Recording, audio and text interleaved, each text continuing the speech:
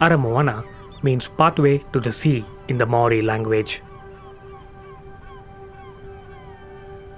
To give you a sense of place, imagine a channel, a waterway running out to the ocean. This is the Otago Harbour. It is surrounded by the Otago Peninsula on one side and the mainland on the other. And Aramoana sits right at the mouth of this channel, at the entrance where the Otago Harbour meets the vast Pacific Ocean. There is a flat area which is the salt marsh, a type of wetland where salt-tolerant plants and many little critters like crabs and snails live. This attracts a wide variety of bird life. Further along, there are sandy beaches and rolling sand hills, home to a range of wildlife, from native plants to charismatic mammals like the sea lion. It is a tranquil place, just the kind that's perfect for a weekend getaway, to relax and go for a walk on the beach. But then one day, 40 years ago, it was all about to change. There was a proposal to build an aluminium smelter at Aramoana, a huge factory that would produce aluminium metal. This would destroy the natural habitat as well as the surrounding villages of Tinaru and Aramoana. Residents of Aramoana and other members of the public opposed the smelter. To reach out the message, they took an interestingly new approach. They went on to declare the little town of Aramoana as a micronation, the independent state of Aramoana. They put up a border post, printed stamps, issued passports, and started the Save Aramoana campaign.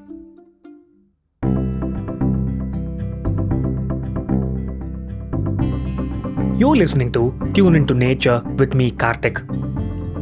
As a wildlife filmmaker, I've been fascinated by the sounds of nature and wildlife and the stories they tell us. In this series, we'll explore and connect with nature through stories and sounds from wild places. And we hope these stories will inspire you to go out and enjoy nature in your own way.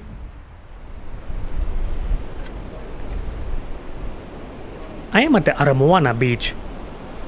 It's cloudy and windy and the waves are rough. It's a cold winter's day. But there's a group of people braving the cold, walking down the beach, carrying tree saplings over to a patch of bush. The Aramoana Conservation Trust was formed about 8 years ago to enhance and conserve all these beauties and natural treasures we have at Aramoana, and we have about 25 to 30 volunteers. Some are involved in the trapping, others like today are out there planting trees. Some of us are locals and live here, and others come from Port Chalmers and Dunedin. This is Bradley Cornell, chairman of the Aramoana Conservation Trust. A warm beanie, a hoodie over multiple layers, and a pair of gumboots. He's all set for fieldwork on a freezing day. So what they're up to this morning, first of all, they had to dodge the Leopard Seal, who's an uncommon visitor, but he's here and we're looking after him at the moment. Leopard seals have a long and greyish body. They have a huge reptile-like head with a sharp set of teeth and strong jaws. They get their name from the dark grey spots like that of a leopard. This one was a male, around 2.4 meters, about 8 feet long, and was in deep sleep. But he did yawn, and I realized that jaws can open real wide. We'd have them about once or twice a year, and generally in the middle of winter, and generally they don't stay around for more than a few hours. So this animal's quite unusual in that respect. He doesn't seem to like getting wet at the moment. Every time there's a wave coming in, he wiggles away in horror. But he will go out eventually on a high tide. It's a busy day here, so we will be babysitting him for 4 hours at high tide, just to talk nicely to people about leopard seals and how they can not interrupt his sleep. Bradley and others were there to plant trees for the sea lions. So this morning they've gone in there with the plants and the spades, and they're planting native plants to enhance that environment. So we joke that this is our world's first ever project to restore habitat for the New Zealand sea lion, which it is. New Zealand sea lions look similar to the others of their kind, but are one of the most endangered. They have large flippers to move on the beaches, and females make their way into dense coastal bush to give birth and take care of the pups. So native trees and shrubs are key to sea lion survival. So we've got, various trees in here that we hope in the future a female sea lion will come out of the ocean and find these wonderful little nio trees and broadleaf trees and flaxes and think, gosh, this is a great place to have a puppy.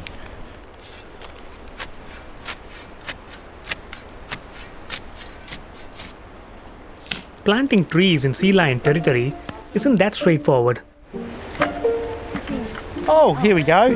See this? This is one of our trees that we lovingly planted 2 weeks ago, and the sea lion has gone.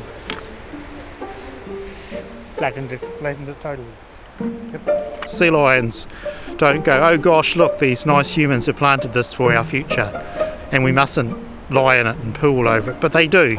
So we've just learned to move our plants to a bit higher ground to watch out for sea lion tracks and make sure we're not planting on any sea lion tracks.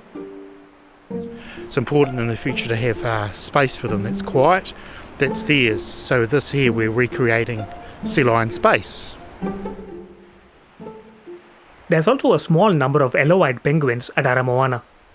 They stand at 60 centimeters, about 2 feet tall, and have bright yellow eyes, pinkish bill with a red tip, and a yellow band that goes around the head. Unlike the penguins of Antarctica, these birds prefer to nest in dense forest. They are critically endangered and the numbers are going down. The Aramoana Conservation Trust also works to restore the penguin habitat.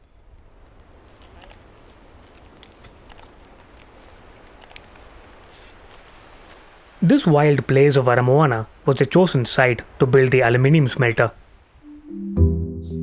Industrial sites like large flat areas, and Aramoana has a huge flat area.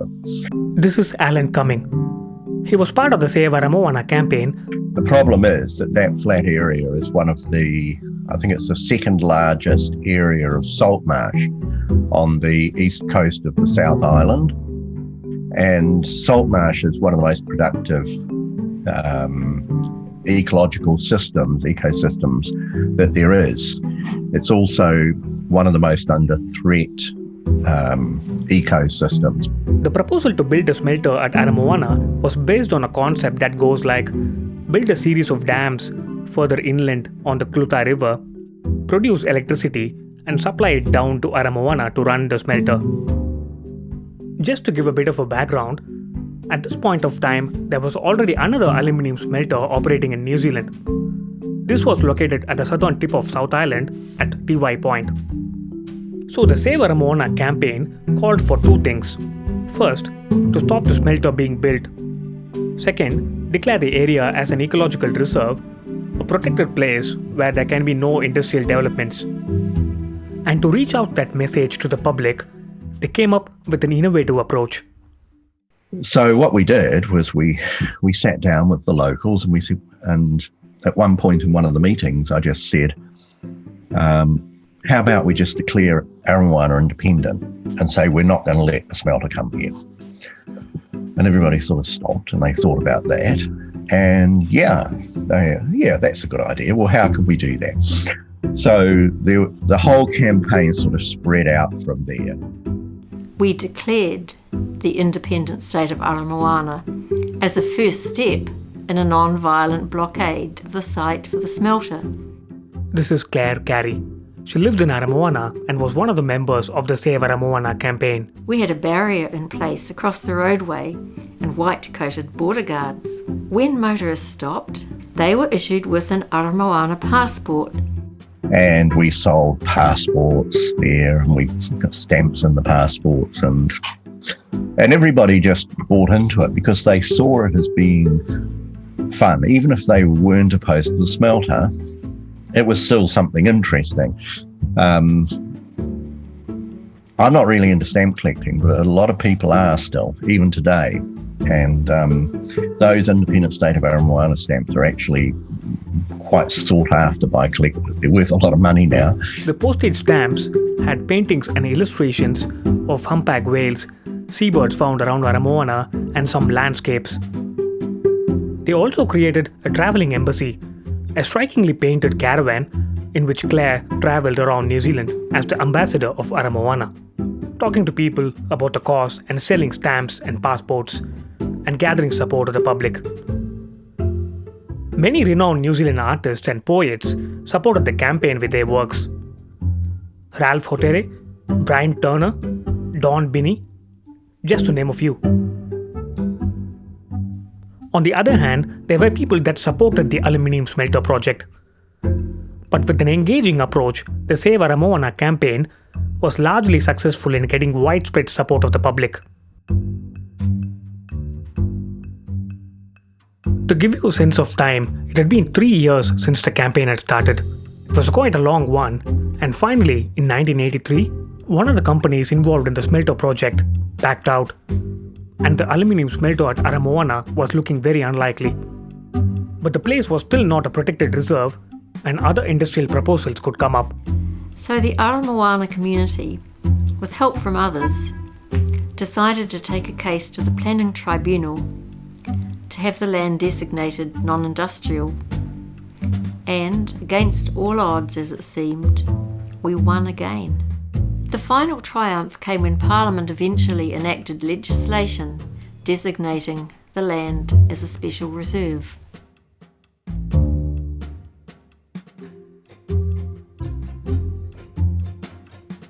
Aramoana was designated as an ecological area, which is a specially protected area, recognizing the significance of the landscape and the wildlife it supports. I asked Bradley what he thinks about the Save Aramoana campaign.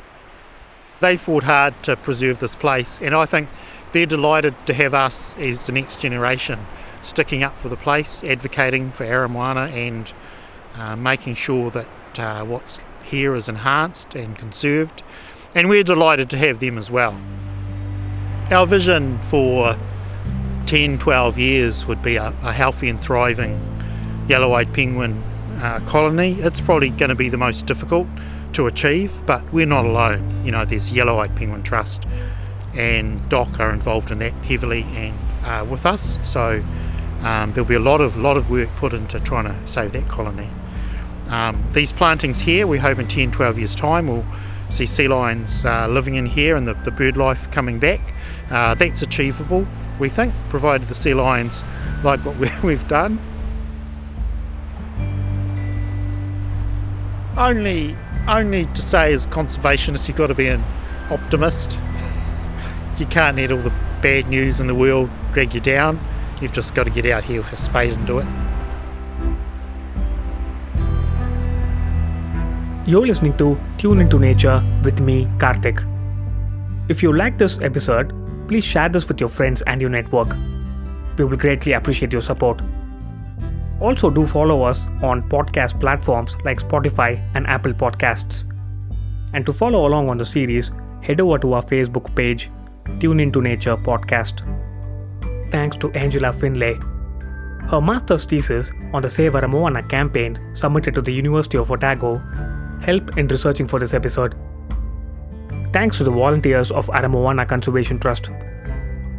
If you'd like to join in and help out planting trees at Aramoana, the contact details for the Aramoana Conservation Trust are in the description.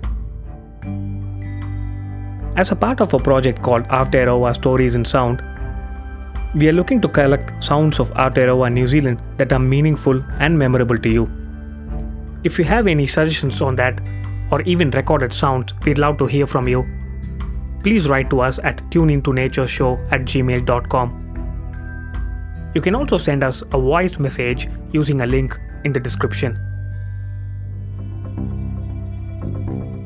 This podcast is funded by Otago Regional Council's Ecofund. I'd like to thank Professor Nancy Longnecker from the Centre for Science Communication, University of Otago. Thanks to Otago Access Radio. Music for this podcast is from Blue Dot Sessions. And this is Karthik signing off. Thanks very much for listening.